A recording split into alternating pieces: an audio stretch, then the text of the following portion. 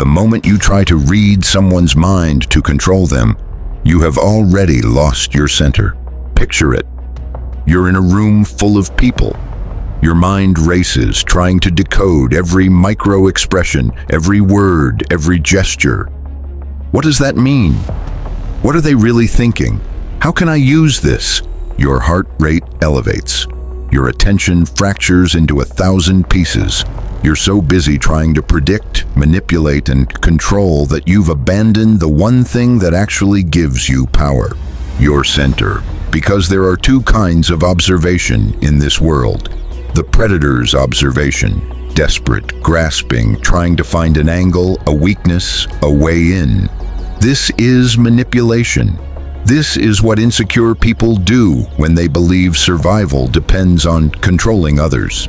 And the warrior's observation, calm, centered, aware. This is Zanshin. This is what the samurai practiced. Remaining awareness without attachment. Seeing clearly because you need nothing from what you see. The difference? One makes you a slave to other people's energy.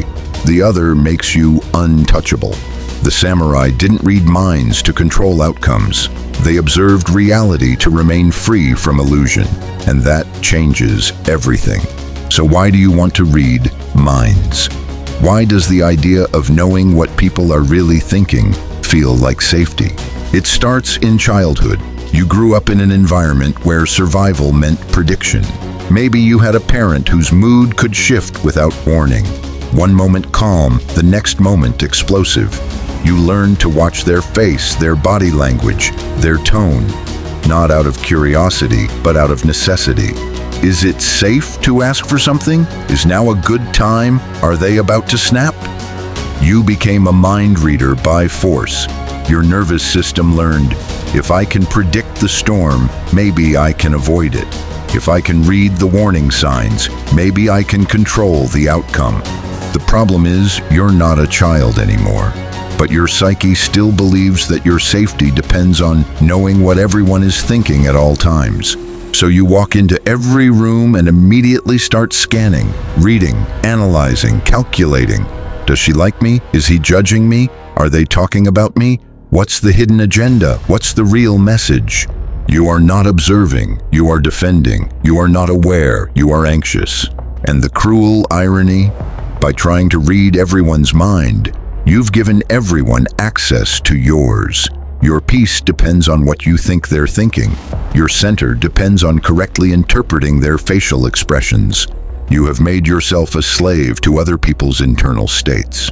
The samurai would call this shinpai, needless worry. True observation happens from center. Anxious mind reading happens from fear. One makes you powerful, the other makes you a puppet. The first step to true observation is to realize you cannot read minds, and you don't need to. You cannot know what someone is thinking. Their internal experience is fundamentally inaccessible, but you can observe what they do, how they move, what patterns they repeat.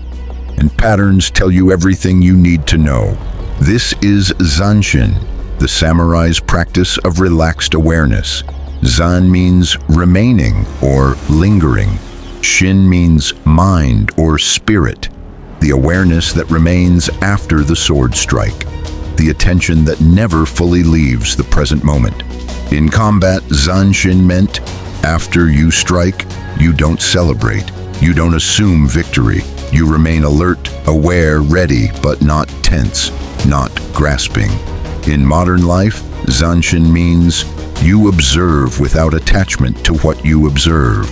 You notice someone's discomfort, but you don't make it your emergency. You see someone's mood shift, but you don't make their internal state your responsibility. You recognize patterns, but you don't try to control them. The difference between manipulation and mastery. Manipulation asks, how can I use this information to control the outcome? Mastery asks, what is this information teaching me about reality? This is Tsuki no Kokoro, again, mind like the moon. You reflect what is without being disturbed by what is. You stop trying to read minds to control people. You start observing behavior to understand reality, and reality, observed clearly, protects you better than any manipulation tactic ever could. The anxious mind reader looks at one facial expression and builds an entire narrative. They frowned. They hate me. They're judging me. I need to explain myself.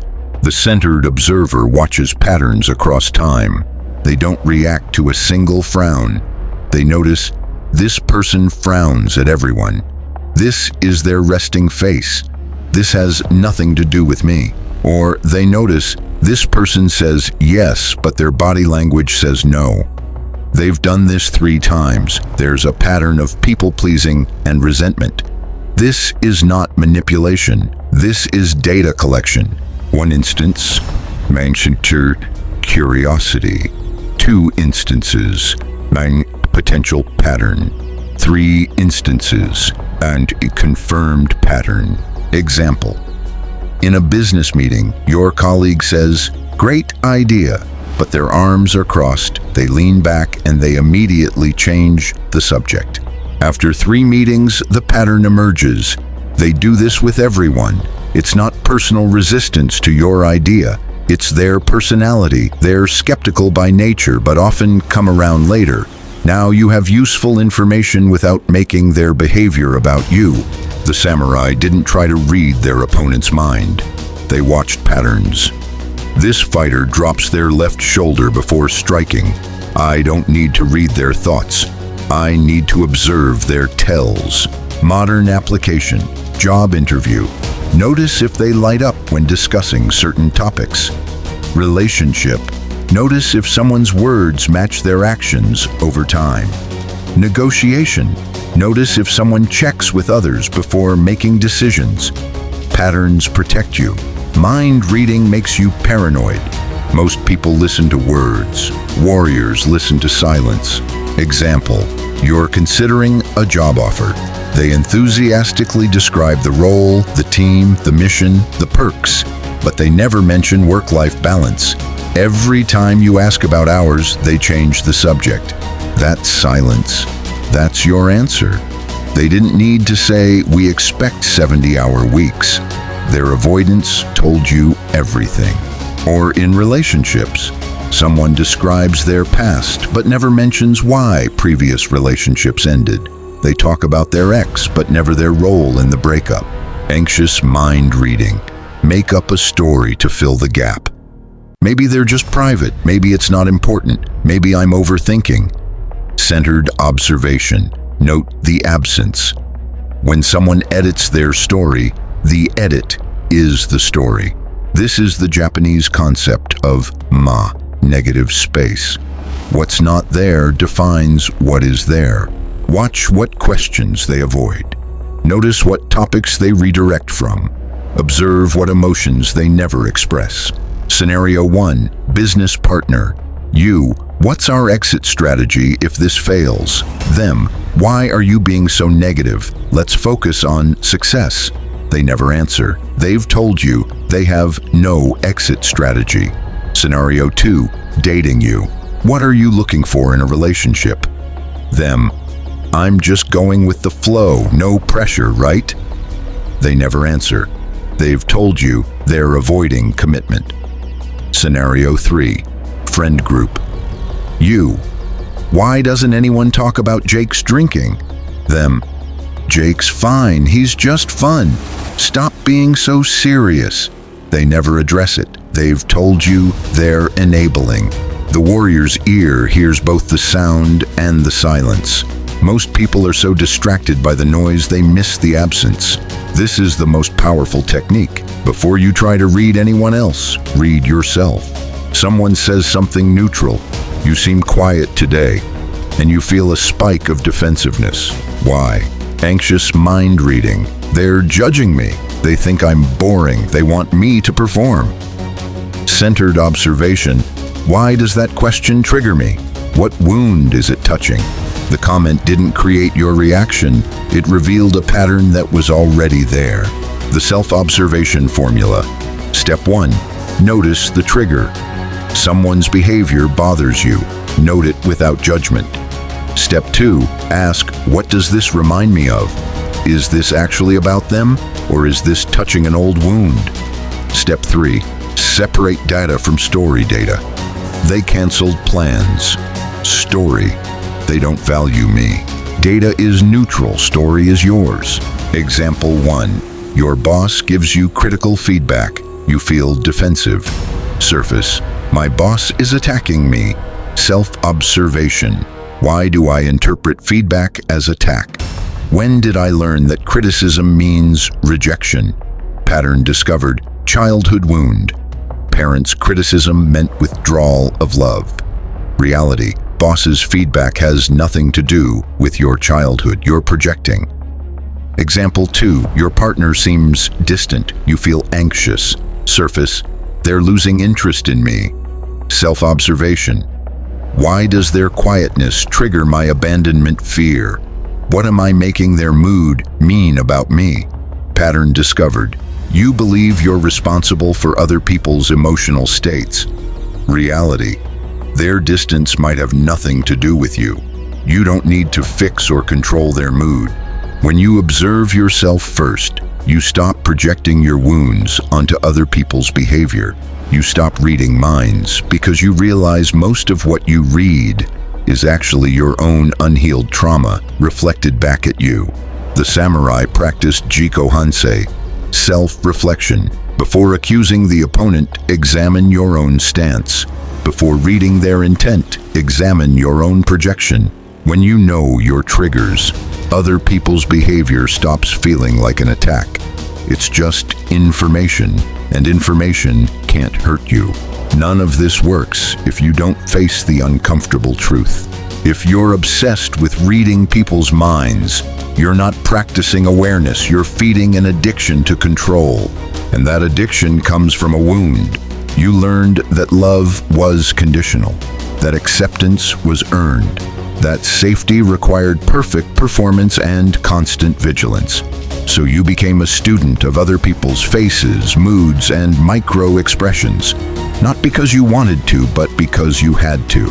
And now, decades later, you're still living like you're on trial, still scanning for approval, still reading for rejection, still trying to predict and prevent abandonment. But here's what no one tells you. The more you try to control by reading minds, the less safe you feel. Because control is not safety. Control is the illusion of safety that keeps you trapped in fear. Real safety comes from accepting. You cannot control other people's thoughts. You cannot prevent all rejection. You cannot manage everyone's perception of you, and you don't need to. The warrior is comfortable with uncertainty. They don't know what everyone thinks, and they don't need to know. The shadow work question. What am I afraid will happen if I stop trying to read minds? Sit with that. Write it down. People will reject me. I'll be blindsided. I'll lose control. I'll be abandoned. These fears are real. They come from real pain. But mind reading is not the medicine. It's the addiction you developed to numb the pain. True power is not reading minds. True power is being okay with not knowing. The mountain does not need to predict the weather. It stands regardless. The warrior does not need to control perception. They remain centered regardless. When you stop leaking energy trying to manage what everyone thinks, you reclaim your power.